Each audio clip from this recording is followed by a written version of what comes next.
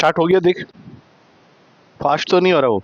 हाँ, तो आज जो क्वेश्चन हम लोग करेंगे, कल से लेके 3 क्वेश्चन को मैंने इंपॉर्टेंट बोला है। कल हमने जो 2 क्वेश्चंस किए थे, cos x वाला, क्या था वो, एक था कि cos x का एरिया कितना बाउंड होता है 0 से 2 पाई के बीच। सेम क्वेश्चन था sin x के लिए। तो ये दोनों क्वेश्चंस करने ही करने हैं एग्जाम में जाने से पहले, क्योंकि ये बिल्कुल अलग टाइप के क्वेश्चन है। और आज जो एक क्वेश्चन और करवाऊंगा वो भी है, मतलब इस चैप्टर में, एरिया वाले चैप्टर में ये 3 क्वेश्चंस जो है ये मोस्ट प्रोबेबल क्वेश्चंस में होते हैं। इसके अलावा जो बाकी क्वेश्चन सब हैं वो इजी हैं, इसलिए मैं उसको ज़्यादा इंपॉर्टेंट नहीं बोलूँगा। मुझे तो यही वाला थोड़ा सा लगता है ज़्यादा इंपॉर्टेंट। अब जैसे ये क्वेश्चन है, इसमें तुम्हें क्वेश्चन ऐसे लिखा हुआ मिलेगा, sketch the graph of y is equals to mod of x plus 3 and evaluate integration -6 से 0 mod of x plus 3 dx। सुनो अभी ध्यान से, देखा देखा लग रहा है, बिल्कुल सही बात है।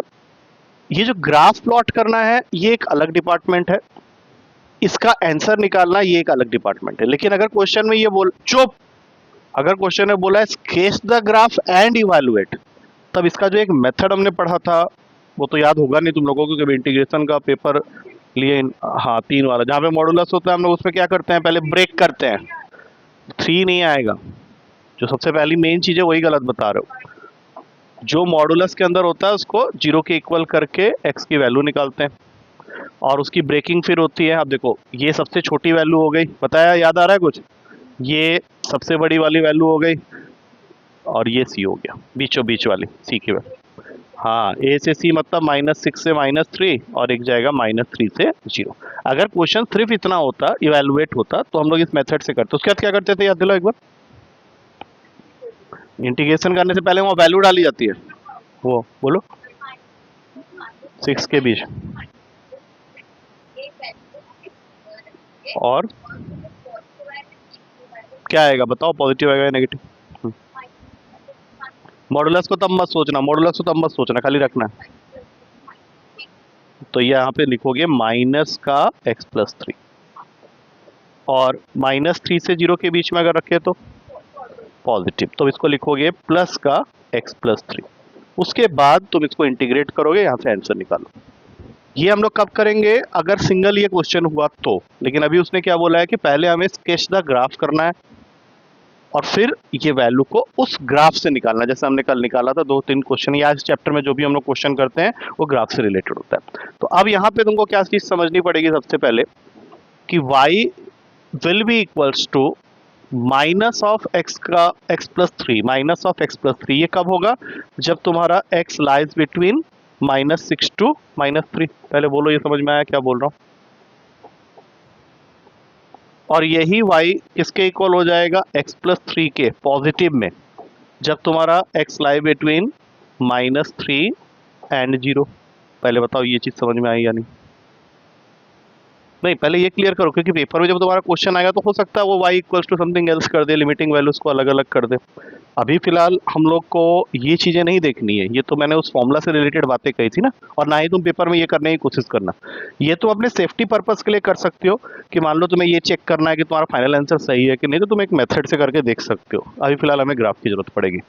अब एक तो तुम्हारा लाइन हो गया y इक्वल्स टू -x -3, और एक हो गया y equals to x plus 3। क्या ये चीज़ समझ में आ रही है क्या कर रहा हूँ मैं। अब इसके लिए एक टेबल यहाँ ड्रॉ करेंगे, इसके लिए एक टेबल यहाँ ड्रॉ करेंगे, कुछ वैल्यूज डालेंगे और उसको ग्राफ में प्लॉट कर देंगे। इससे हमें पता चल जाएगा कि कौन सा एरिया हमें निकालना है। 2 लाइन्स आने वाले हैं। तो x y जैसे 10th क्लास में करते थे, कुछ वैल्यूज बताओ जो मैं यहाँ पुट करूँ। जितनी छोटी वैल्यू लो, और एक्सिस लाइन की वैल्यू जरूर लेना। x की वैल्यू अगर 0 लेते हो तो y कितना हो जाता है बताओ, -3। और y की वैल्यू अगर 0 लेते हो तो x कितना हो जाता है बताओ, जल्दी बोलो। क्या हुआ, इतना टाइम क्यों लगा था, 10th क्लास में ये सब क्वेश्चन करते थे, क्या हो गया। -x -3 इक्वल्स टू 0 हो गया, 3 को यहाँ भेजेंगे +3, तो x की वैल्यू हो जाएगी -3। अब तुम कुछ 1-2 वैल्यूज ऐसे ले लो, जैसे x की जगह 1, बोलो कितना आएगा भाई, -4। और एक -1 एक ले लेते हैं, x की जगह -1 लेंगे तो y कितना आएगा, ठीक है, काफ़ी है। अब यहाँ पे भी सेम काम करेंगे, x की जगह 0 y3, y की जगह 0 x माइनस 3, ये पहले दो वैल्यूज 0 0 वाले ले लिए। अब x की जगह 1 डालो और बताओ y कितना, और x की जगह -1 डालो, y कितना 2। अब देखते हैं कि इसको लेके हमारा पहला वाला जो ये वाला लाइन है ये कैसे आता है। ये बना दिया हमने एक्सिस लाइन। अब यहाँ देखो कुछ नेगेटिव वैल्यूज भी हम लोग लिए हैं, तो हमें लाइन बनाते समय इस चीज़ का ध्यान रखना पड़ेगा। तो सबसे पहले x0 y-3 ये कहाँ लाई करेगा बताओ, x, हाँ हाँ तो ये पे, ठीक है, 0, -3 यही है, देख लो एक बार अच्छे से। अच्छा, -3, 0 ये कहाँ जाएगा, लेफ्ट हैंड साइड में, ये हो गया -3, 0, 2 पॉइंट्स मिल गए। अब बताओ 1 - 4, 1 माइनस, इसके नीचे चले जाए, मतलब यहाँ पे कहीं पे, ठीक है। हम ये पॉइंट्स को प्लॉट कर रहे हैं, बाद में इसको ज्वाइन करना है हमें, हाँ। और एक -1 -2 ये कहाँ है, -1 -2 ऐसा कुछ बन रहा है, मतलब ये लाइन आ रही है ऐसे करके कुछ, ठीक है। अब दूसरी वाले देखें, y = x + 3 वाली, हाँ इसी में बनाना है ना, बताओ, हाँ x0 y3 ऊपर चला गया, पहला पॉइंट। दूसरा इस तरफ आएगा, इसी पॉइंट पे आ जाएगा, ये देखो ये वाला x -3 y0, ये सेम पॉइंट आ गया ना। एक सेकंड, फिर तो ये गलत हो गया तुम लोग, x-3 अगर यहाँ डाल रहे हैं, हाँ चलो ठीक है, एक सेकंड रुक जाओ थोड़ा सा, हाँ ठीक है, 1 4 फर्स्ट क्वाड्रेंट में, 1 4 फर्स्ट क्वाड्रेंट में 1, और इसको थोड़ा ऊपर कर लेते हैं 4, यहाँ पे आएगा, ठीक है। और तीसरा -1 और इधर 2, मतलब ये भी कुछ ऐसा बनेगा। अब बताओ इसके बीच का जो रीजियन हुआ वो कौन सा हुआ, बताओ जल्दी से। एक ये वाला, एक ये वाला है, एक ये वाला है। अब वो ट्रायंगल ट्रायंगल नहीं लगा सकते कि एरिया ऑफ ट्रायंगल, जैसे हम लोग 10th क्लास में करते थे, वो नहीं करना है हम लोग को, वो कर दोगे तो फिर एक अलग ही बवंडर मच जाएगा। तो ये वाला रीजियन है, this is the first region, और दूसरा ये वाला है।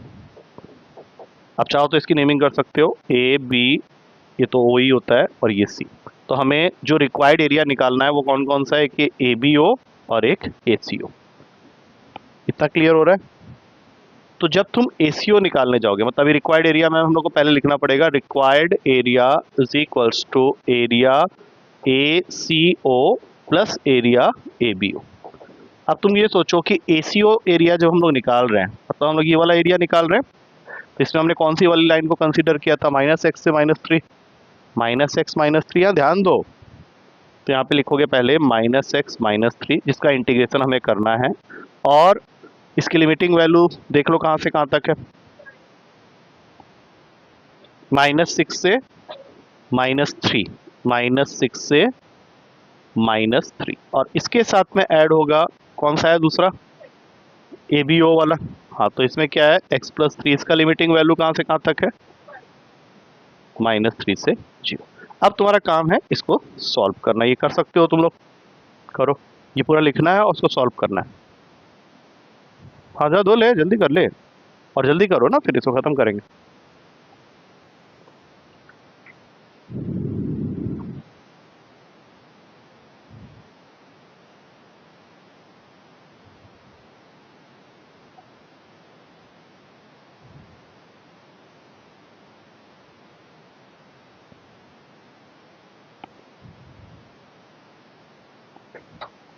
सारी चीजें लिख जाना, जितनी चीजें लिखी हुई सब कुछ लिखना है।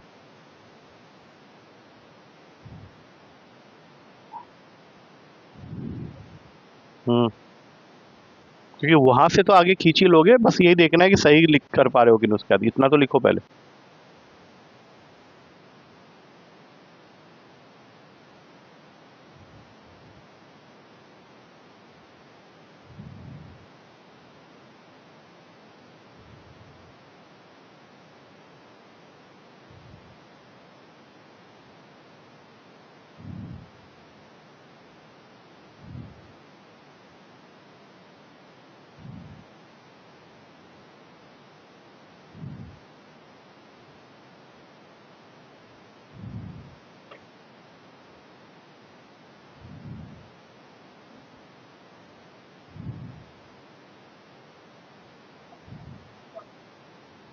कौन सी? तो उसमें हम इंटीग्रेशन थोड़ी ना करते थे। इंटीग्रेशन जहाँ करना होगा वहाँ पे तुम्हें वो सबको छोड़ना पड़ेगा।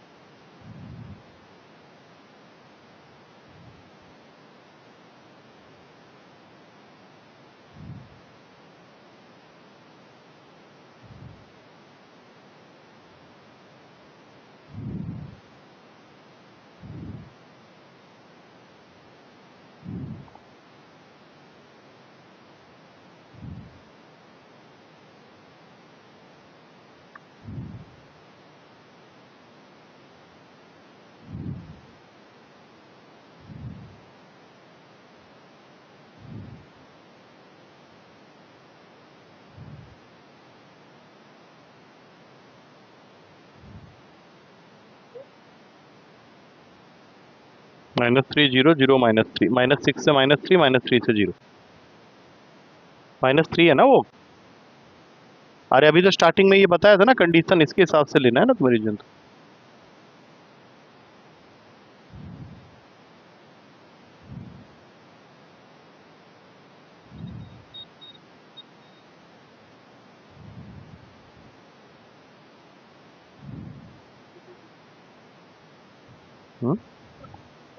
1 से 4 कहाँ जरूरत नहीं है उसकी ना। हमारा रीजन देखो ना, यहाँ से यहाँ तक है, फर्स्ट वाले के लिए, दूसरे वाले के लिए।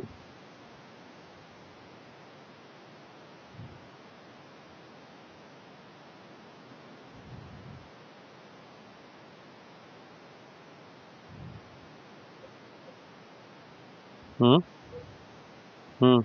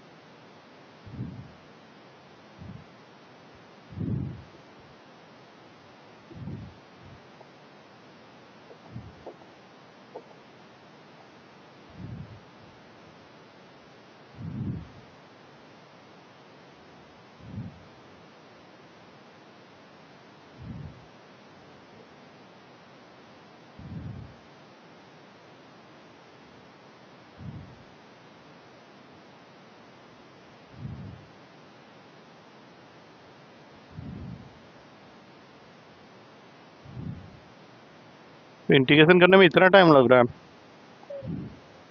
हाँ नहीं नहीं, तो इतना टाइम क्यों लग रहा है? तो सिंपल सा इंटीग्रेशन है।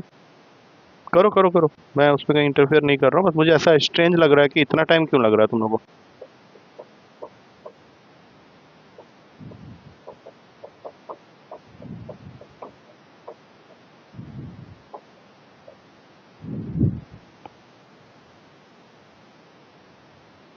आई डोंट थिंक 44 इसका आंसर है। ठीक से करो, ठीक से करो, ठीक से करो। देखते हैं उसका आंसर का, वेट करते हैं। जहाँ तक मुझे याद है इसका आंसर 44 तो नहीं है। वो मैं नहीं बताऊंगा, करो ना, कर क्यों नहीं रहे हो? नहीं सही करा है तो 44 नहीं आना चाहिए था ना। भाई पता चल जाएगा, रुक जाओ, वो भी कर रहा है, देखते हैं। मैं तो करूंगा ही करूंगा लास्ट में, लेकिन अभी फिलहाल तब तक चेक कर लो क्या गलती हुई है।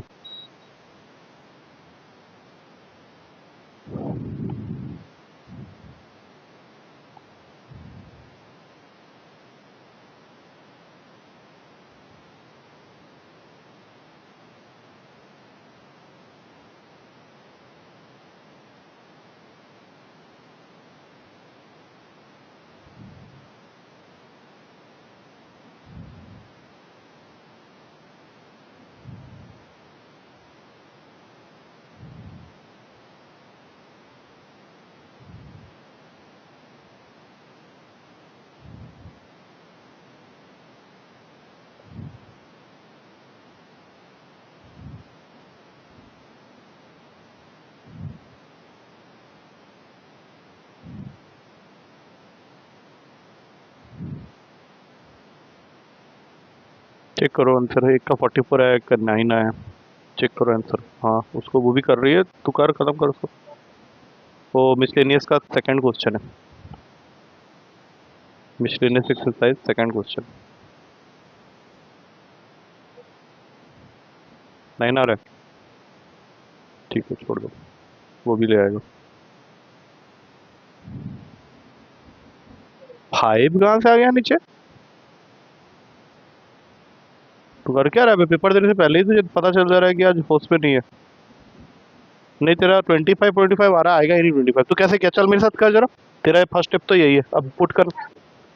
नहीं तू अब जो बोल लिख रहा है यहाँ पे मेरे साथ में वो बोल। हाँ -3 का स्क्वायर तो -9/2 ही रहेगा। हम्म +9 ब्रैकेट में बंद कर रहा है इसको, फिर माइनस करना। हाँ तो हम्म हम्म -6, ठीक है पहला काम खत्म। विषय प्लस का साइन अब डालो, ये 0 ये भी 0, और फिर नेक्स्ट वाले में डालोगे तो 9/2 -9। ठीक है अब देखो, यहीं पे गड़बड़ है जरा।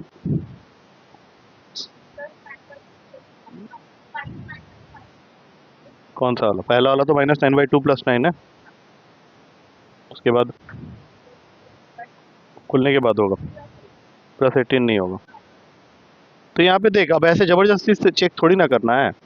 अब तुम इसको सॉल्व करो, इसका एलसीएम लोगे 2 आएगा, इसका एलसीएम लोगे 2 आएगा, तो ये तो कट, ये तो कट ही गया। देखो -18 +18 ये तो कट ही गया पूरा का पूरा। और यहाँ पे 18 - 9 9/2 आएगा टोटल। इस ब्रैकेट का काम यही खत्म हो जाता है। अब ये तो 0 हो चुका है, इसको छोड़ दो।